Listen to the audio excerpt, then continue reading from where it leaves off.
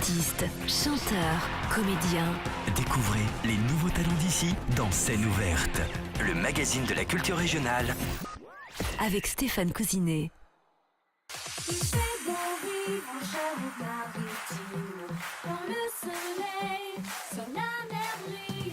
Eh oui, il fait bon vivre en Charente-Maritime. Bonsoir à tous, j'espère que vous allez bien, que cette journée s'est bien passée pour vous et qu'il fait très chaud. Et bien ce soir, comme on l'a pu l'entendre, il fait bon vivre en Charente-Maritime. Vous savez pourquoi je passe cette musique? Tout simplement que ce soir nous avons la chance dans les studios d'avoir Franck Lécole. Bonsoir. C'est moi qui ai la chance d'être accueilli. Merci beaucoup. Bonsoir. Alors, Franck Lécole, on vous connaît déjà un petit peu car vous êtes venu dans le studio dans cette émission Scène ouverte, c'était au mois d'avril déjà 2007. Hein. Ouais. C'est déjà loin déjà. Hein. C'est vrai. Il se passait Le déjà. temps passe. Hein. Voilà, c'était dans l'arrivée de. Vous étiez donc arrivé dans la région, je crois, Ouais. à cette période-là. Donc il s'est passé beaucoup de choses, donc entre autres bien sûr le single Il fait bon vivre en Charente-Maritime, où ça a fait polémique partout depuis plusieurs jours. On en parlera bien sûr tout à l'heure avant de parler de ce film. On va revivre ensemble votre carrière musicale, une carrière assez importante, beaucoup de choses que vous avez fait. Alors on va redécouvrir pour les auditeurs qui ne vous connaissent pas ce soir donc votre carrière. On dit Mystère Franck Lécole, c'est vrai?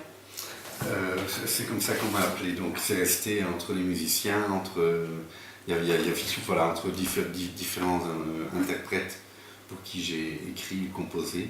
Et puis c'est devenu un usé coutume, quoi. Alors vous êtes un amoureux inconditionnel de la musique, vous avez fait le piano, le chant, l'harmonica, et vous avez fait de nombreux voyages et de nombreuses rencontres, entre autres un premier producteur, Philippe Zombrun. Philippe Zombrun, mon premier producteur, le patron de Radio Framboise. J'habitais à l'époque en Suisse, et alors Philippe c'est un monsieur qui avait un peu le look d'Eddie Barclay, qui a monté de ses propres bras la plus grosse radio, l'équivalent d'énergie en France, et qui avait, je ne sais pas si vous connaissez, oui, je suis sûr que vous connaissez, le festival de jazz de Montreux. Oui. Bon, alors ce festival incroyable, monté par Claude Knox à l'époque, Philippe s'est engagé à lui faire les enregistrements et les diffusions radio, à la condition qu'il puisse garder une copie de tous les originaux. Donc il a chez lui un sous-sol de 400 ou 500 mètres carrés où j'ai entendu Ray Charles avec les musiciens de Fitzgerald, où le gars il se met au piano et dit « Hey, you gotta play in C, man !» et la chanson démarre et c'est que de l'impro. Enfin, je pourrais vous parler des heures de Philippe Zombrun. Ça a été le premier homme à aimer mes textes, à aimer mes compositions, ma voix, et ce que je peut-être un jour serai capable d'en faire. À cette période-là, vous avez commencé à écrire et à enregistrer votre tout premier album, C'est vrai, qui s'appelle Si je savais. c'est vrai. Dis donc. Si je savais écrire tous les mots que j'ai envie de te dire, alors je ferais de nous deux une chanson. Dis donc. Ça ne rajeunit pas. Je l'ai fait en Belgique avec les mecs, vous savez à l'époque, il y avait les gars qui étaient en Italie, qui partaient en Belgique, ils pensaient aller faire fortune dans les mines de charbon, malheureusement. Et c'est toute l'époque où il y a eu Adamo, il y a eu...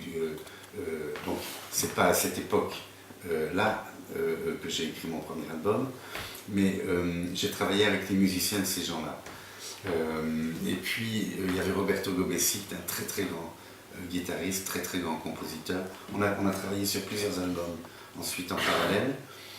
Il a travaillé pour Boney M, lui, enfin Liz Mitchell, la chanteuse lead de Boney M. C'est lui qui a fait la musique pour Tataillé d'ailleurs à l'époque aussi. Ah oui. Il a fait plein de trucs comme ça, un type très très talentueux. J'ai beaucoup appris avec les Belges, et notamment Didier Léonard, à qui je rends un hommage, si vous le permettez, tout à fait particulier. Didier est le monsieur qui a fait partie de l'équipe qui a enregistré le dernier album de Marvin Gaye, 15 jours avant que son père le tue, donc à la sortie du studio. Et Didier est mort il y a quelques années d'un cancer. Il m'a appris énormément de choses sur le son. Il m'a appris qu'en regardant entre deux enceintes, si on était capable de regarder, à envoyer un tableau. Et je n'oublierai jamais Didier, ça a été pour moi une très très grande rencontre.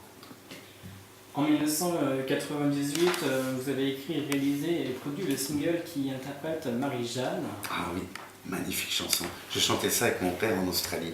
Ce matin, Marie-Jeanne Guillaume s'est jetée du pont de la gare. Et j'habitais en Australie une période de ma vie.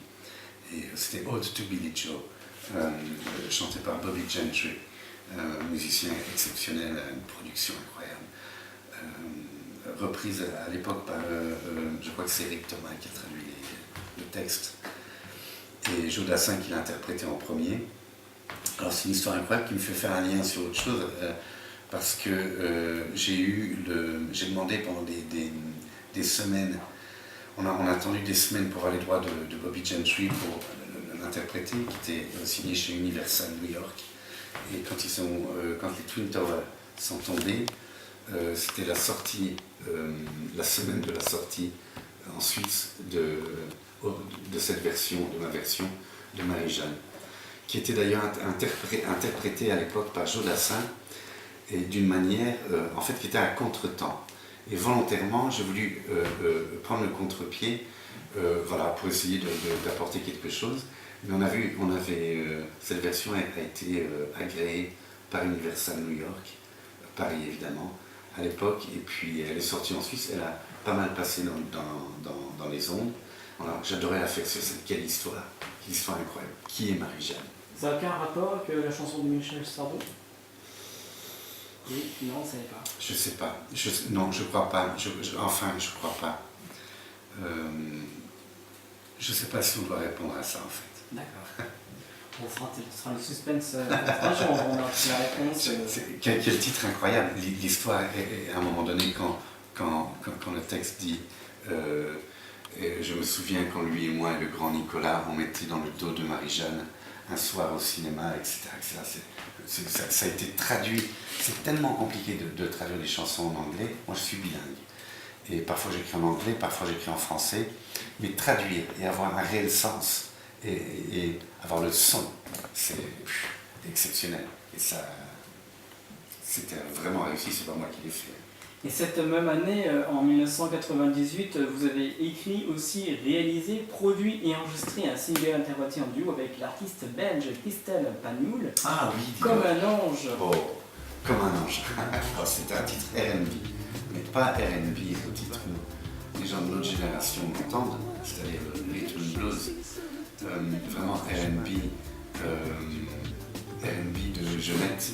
Alors j'étais avec mon producteur à l'époque, Philippe Soumbrun, au Miden à Cannes. On avait chaque année le Miden, pour les gens qui ne connaissent pas, c'est l'équivalent du Festival du film, mais pour présenter nos productions exclusivement musicales. Et puis là-bas, on arrive sur le stand de Belgique et on voit des images. J'ai 33 tours partout de Christelle Pagnoul.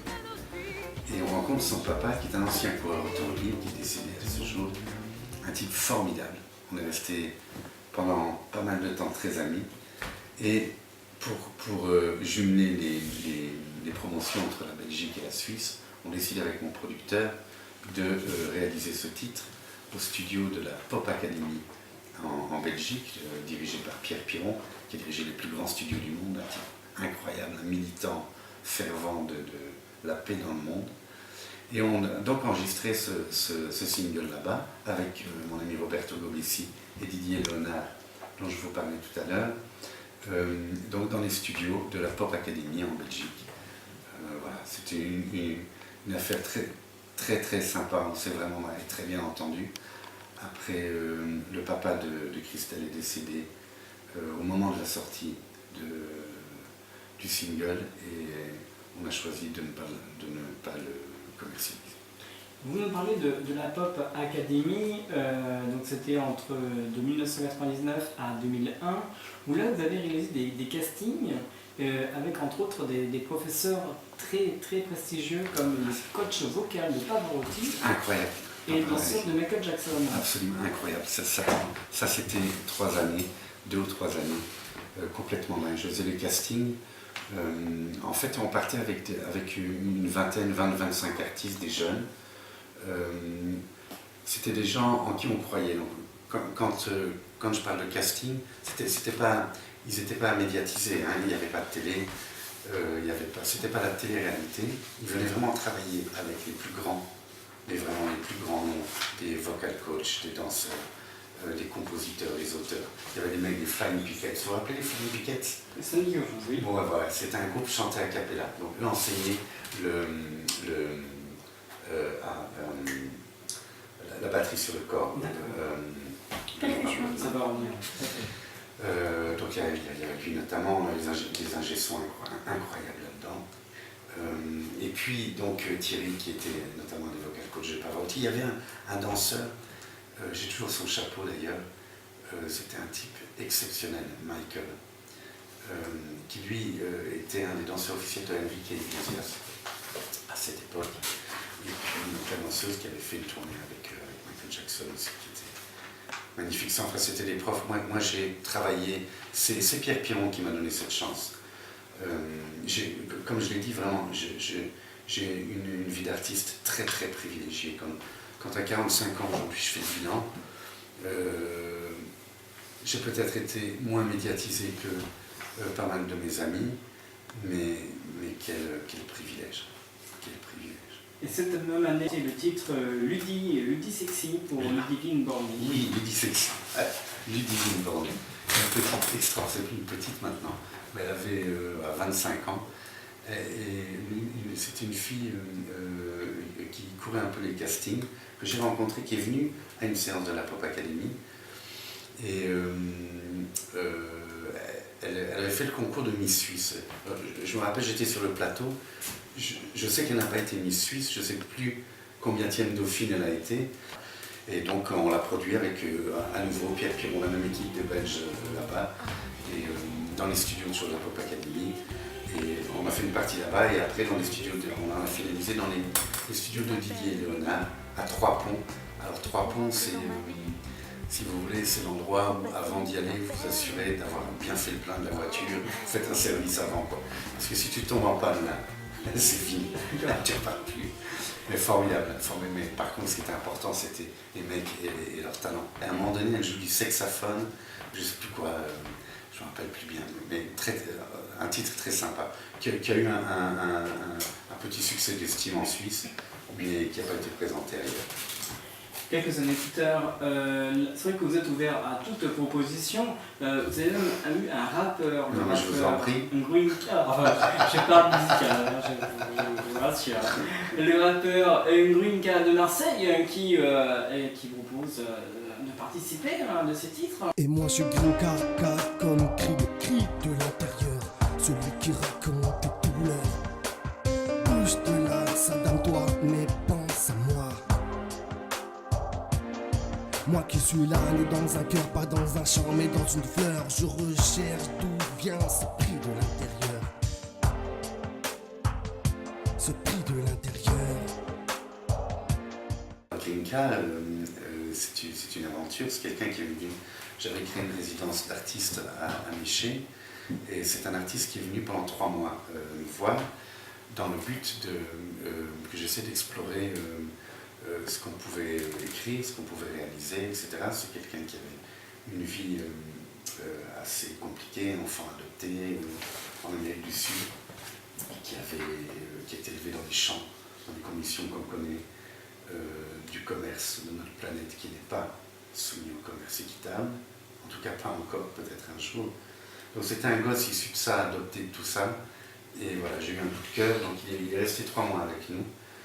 Et puis on a fait quelques titres. Et après, il y a toujours, vous savez, c'est très compliqué parce qu'il y a toujours un moment où il y a le rêve et il y a toujours un moment donné où la réalité arrive. Et quand la réalité arrive, c'est-à-dire la phase de production, la phase où nous on commence à mettre la chantilly, ça veut dire que tout arrive là tout d'un coup. Les musiciens, les chansons sont faites, les trucs. Il y a énormément, je ne veux pas parler de ce jeune homme en particulier, mais la plupart des gens démissionnent.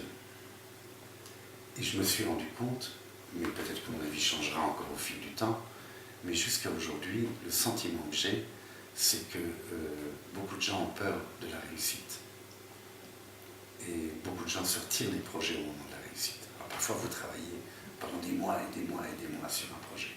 Parce que vous voyez bien les compétences, parce que le projet vous intéresse, parce qu'il défend une cause, surtout parce qu'il défend une cause d'ailleurs. Je crois que c'est les seuls projets sur lesquels je me penche, c'est quand il y a vraiment un fond, et de plus en plus. Mais voilà, et à un moment donné, si vous voulez, quand le rêve se réalise, c'est comme si c'était plus le bon rêve.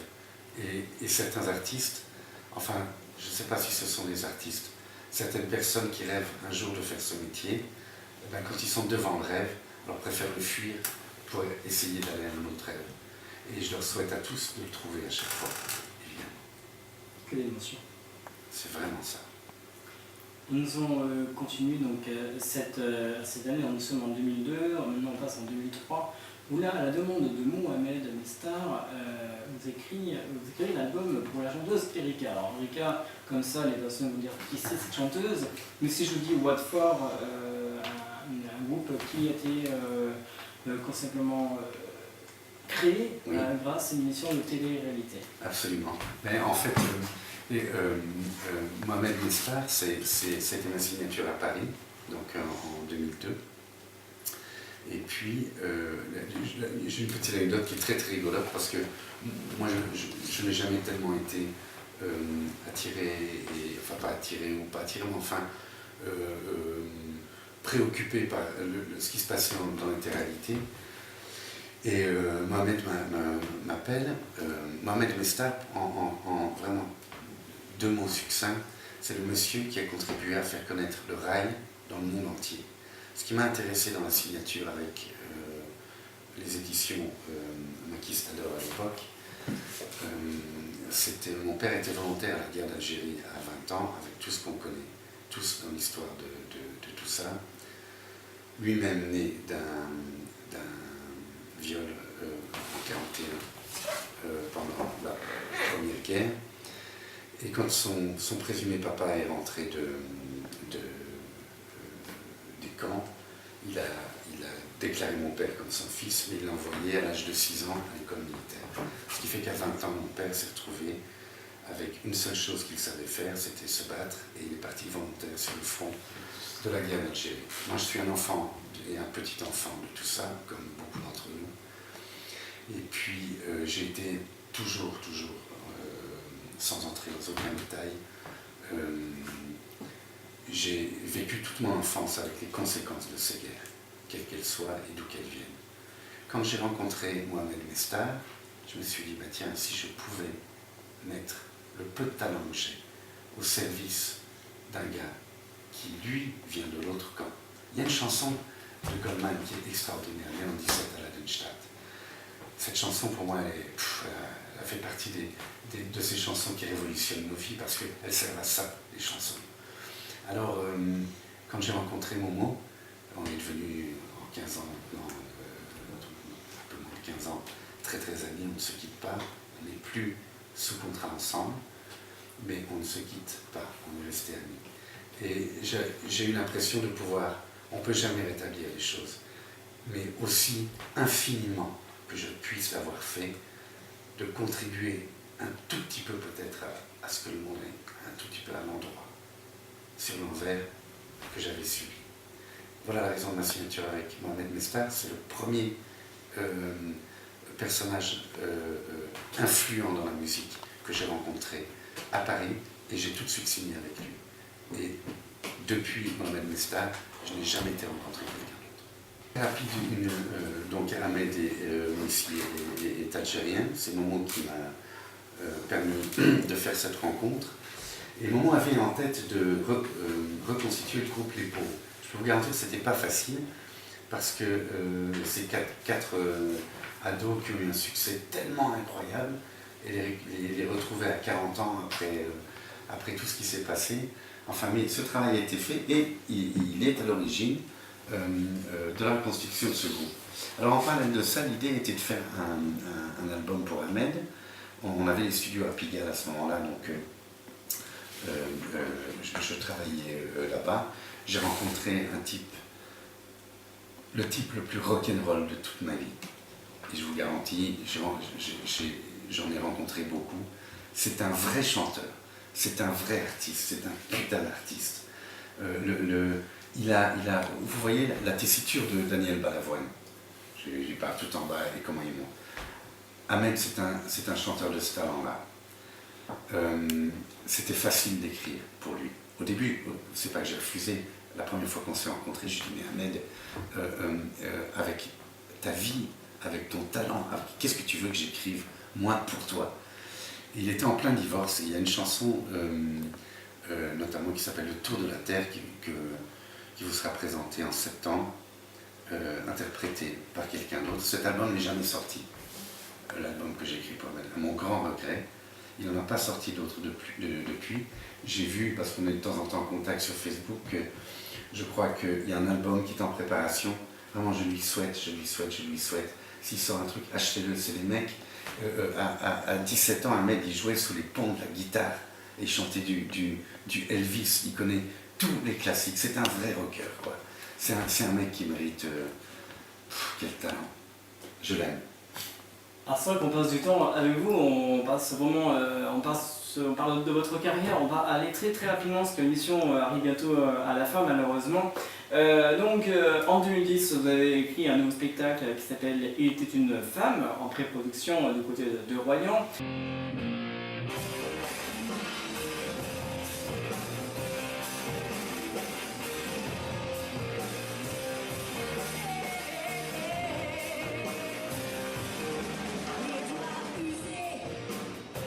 Sur les touches de son clavier, il a encore veillé, il n'est même plus fatigué.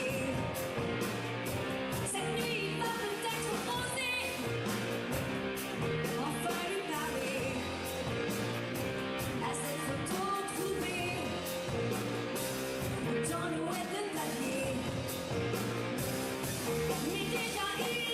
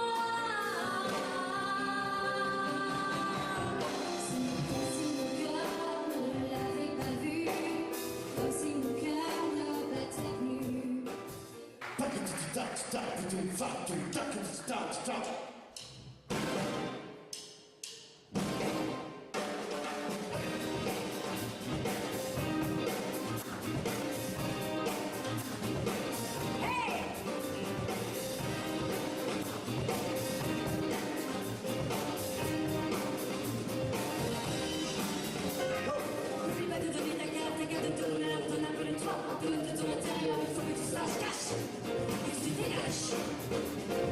N'oublie pas de donner ta carte de ton heure, ton appel de toi, un peu de ton intérieur, il faut que tout ça se cache et que tu dégages. J'ai vu les enfants pleurer la misère, j'ai vu les hommes prier le ventre à terre. J'ai fait tout ce que j'ai pu faire. Et quand dans tes yeux j'apercevais l'hiver, je marchais toujours à l'envers. J'ai fait tout ce que j'ai pu faire pour toi. Mais ça ne te suffit pas. Je reste dans ton monde, les mots ne comptent plus pour moi. Si tu me crois, je reste dans ton monde, les notes ne comptent plus pour moi. Si tu restes avec moi. Je suis venue t'apporter un peu de vie, un peu de chaleur dans ton sourire. Tu fais ce que tu veux te dire. Unir nos enfants sans peur d'unir. Dis quelque chose. Dis quelque chose. Non, dis un truc qu'on n'entend pas.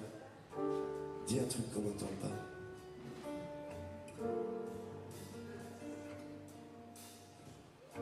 Merci.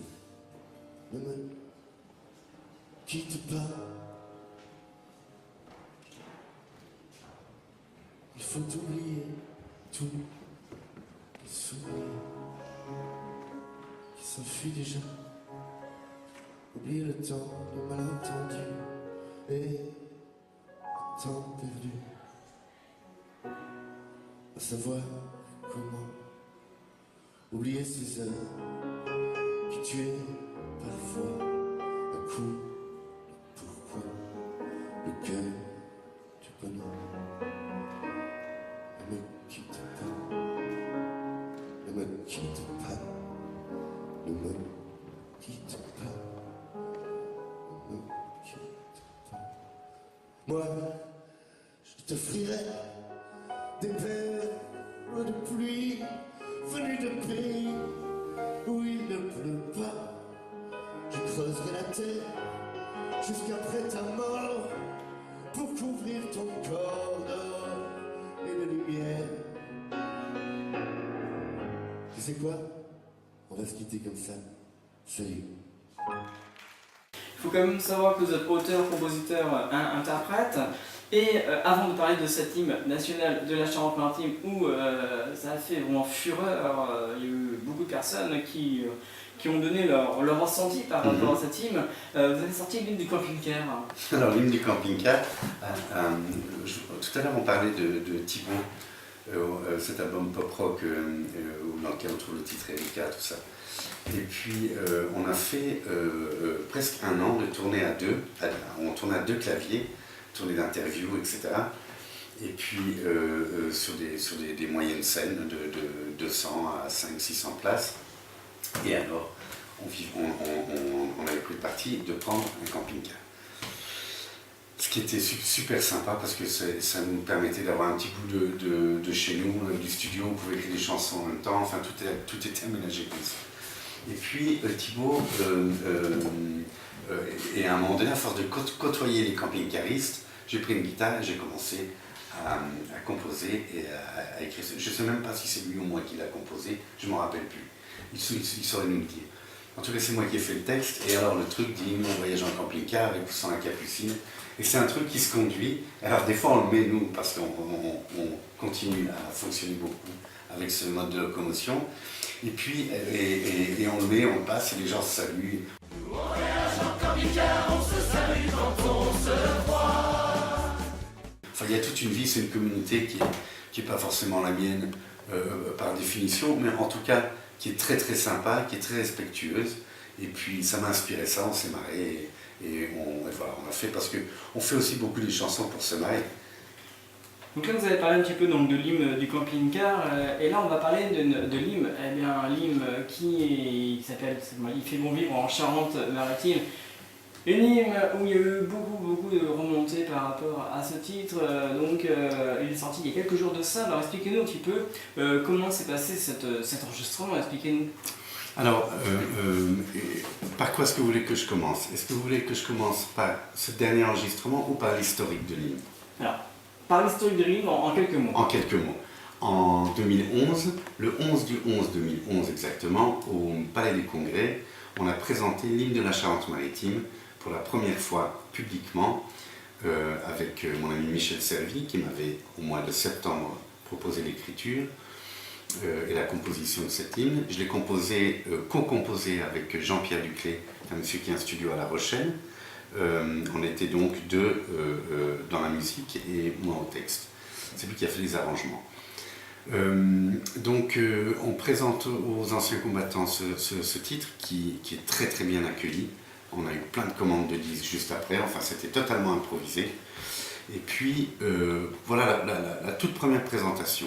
Mais quand Michel est venu me voir, il m'a demandé d'écrire, quand il m'a proposé cette hymne, j'ai trouvé que c'était une idée géniale. D'abord je pense que sur un plan touristique c'était intelligent, parce que on est quand même le deuxième département touristique, je crois, le plus visité de France. Dixit Stéphane Villain dans tous les cas. Le premier même aménagé en termes d'équipement handicapé. Surtout avec les tours de La Rochelle. Absolument. Et puis, qui sont encore debout, profitons-en, je rigole. Et puis, en fait, voilà, c'est une belle aventure parce que la seule chose que j'ai faite, moi, je vais être très clair, j'ai écrit sur mon piano blanc, parce que j'ai un piano blanc à queue sur lequel j'écris toutes mes chansons, et une petite guitare d'écolier. Eh bien, j'ai écrit sur ce piano blanc, il fait bon vivre en Charente-Maritime. Alors là, j'ai un problème, moi, parce que est-ce que ces mots-là justifient autant d'insultes des élus, autant d'insultes d'un certain public, de groupes locaux, qui seront toujours des groupes locaux, parce qu'ils ne veulent pas se donner les moyens de produire autrement. Donc c'est sûr, un groupe comme les Binuchards, moi je vais les voir sur scène. Je sais qu'il y a un bloc, si vous saviez, comme je suis insulté par les fans des Binuchards. Mais moi je paye ma place pour aller les voir. Quand c'est payant, sinon c'est payé par, cette fois-ci payé par l'État par contre. J'ai pas de problème avec tous ces gens-là. Produisons ensemble. Si les gens savaient travailler la main dans la main, c'est beaucoup mieux. Par contre, si vous voulez, ce qui s'est passé avec le Conseil général, c'est que depuis ce 11 du 11 2011, j'ai eu des rendez-vous tous les 3 mois, 4 mois, repoussés. J'ai vu tous les gens de la communication, j'ai rencontré tous les gens du tourisme, j'ai rencontré Dominique Bussereau, j'ai rencontré tous ces gens-là qui m'ont dit le projet est génial, on a même fait la sonnerie de téléphone. J'ai composé ce titre pour qu'on puisse en extraire le gimmick, chez nous on appelle ça un gimmick. Il fait bon vivre en Charente-Maritime, simplement. Quand on appelle dans une mairie, dans un office du tourisme, dans un hôtel, on peut entendre simplement il fait bon vivre en Charente-Maritime. Est-ce que c'est pas généreux? Est-ce que c'est pas sympa? J'ai pas demandé de budget pour faire ça. Seulement au fil du temps, quand j'ai reçu la première commande de disques, 5000 disques commandus par Dominique Bussereau dans son bureau, avec l'appel, rendez-vous à Royan après. Quand je suis arrivé à Royan, il y avait 8 personnes qui m'attendaient. Sur les 8 personnes, un secrétaire a dit on a un problème de droit d'auteur. J'ai dit non, je suis producteur. Donc moi, je vous vends les disques 2,50 €, ils me coûtent 1,20 € et vous les proposez à 5 € si vous voulez. Ce qui fait que ça ne coûte rien à l'État. La formule était géniale. Et un des gars me dit mais non, on ne peut pas parce que on va payer les droits d'auteur. Et dans notre métier, le producteur, c'est-à-dire moi, mon label, MFL Production, on paye nous les droits à la SACEM. Ça s'appelle le droit mécanique, qui nous autorise à presser tant de disques. Donc ça fait partie du prix de vente. Mais ici, personne, sait comment ça marche. Donc, je demande un rendez-vous avec le service juridique. Et là, je vous parle de ça, nous sommes en 2012. J'ai eu rendez-vous à chaque fois repoussé de 4 mois en 4 mois. Était finalement, si je renonce au droit d'auteur de cette chanson, au droit d'auteur et de compositeur, alors ils sont d'accord de travailler avec nous. Et d'officialiser et de faire toute la promotion, etc. etc. Donc j'appelle la SACEM, j'appelle mon éditeur dont je vous parlais, qui n'est plus mon éditeur contractuel, donc je suis libre de droit en plus. Et la SACEM me dit, mais c'est illégal. Une œuvre met 70 emplois dans le domaine public. Donc on refuse que vous la tirez. Alors je dis, qu'est-ce que je peux faire? Il me dit, c'est pas compliqué, vous désinscrivez de la SACEM, vous renoncez à vos 25 ans de carrière, et ainsi vous pourrez céder vos droits au Conseil général. Je dois reconnaître que quand j'ai dit ça à Stéphane Villain, tout de suite, il a eu l'intégrité, la franchise et l'honnêteté de me dire, non, Franck, ne fais pas ça. Donc voilà, et depuis je ne l'ai plus jamais eu au téléphone. Voilà. D'accord. Voilà l'histoire. L'histoire de ce titre. J'aimerais répondre aussi, si vous le permettez, à Dominique Bussereau, qui il y a 10 jours m'a insulté publiquement en parlant de mon mauvais goût. Mauvais goût parce que lorsqu'on a tourné les images du clip, on avait prévu 3 semaines de tournage. Il a fait un temps dégueulasse. On a réussi à sauver une après-midi, la séance piscine. Comme on avait annoncé le clip, j'ai dit, bon, on fait un petit montage, ce qu'on appelle un teaser. Teaser, dans notre métier, c'est une bande-annonce en avant-première d'1 minute. On a fait ce teaser-là avec des images, on avait un beau ciel. Je ne voulais pas montrer la Charente-Maritime sous la flotte, ça aurait été complètement con. Ça aurait été desservir tout le monde. Donc j'ai dit, on fait un teaser d'1 minute et on annonce pour la sortie de 14 juillet. D'ici là, on avait compris que la météo allait tourner et tourner les autres images. Mais tout ce que vous voyez dans le clip final, c'est des images qui étaient prévues depuis le mois de février, quand j'ai décidé de faire ce clip et quand j'ai écrit le script. Et personne du Conseil général ne les a vus avant, parce que personne ne les a demandés. Je tiens aussi à le préciser. Alors le mauvais goût dont m'accuse Dominique Bussereau, j'aimerais moi poser une question.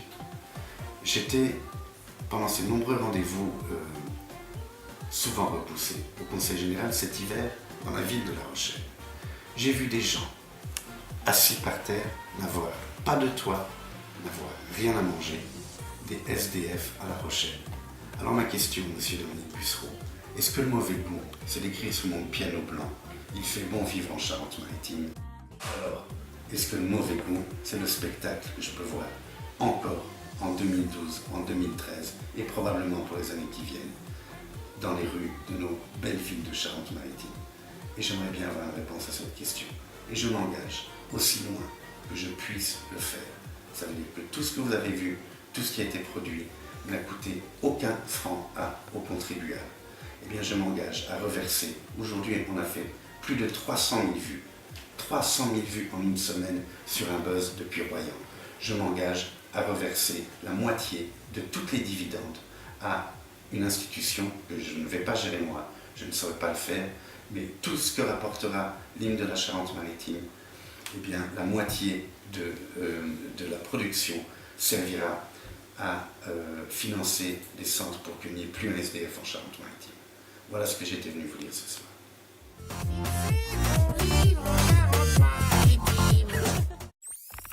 Artistes, chanteurs, comédiens. Découvrez les nouveaux talents d'ici dans Scène ouverte, le magazine de la culture régionale. Avec Stéphane Cousinet.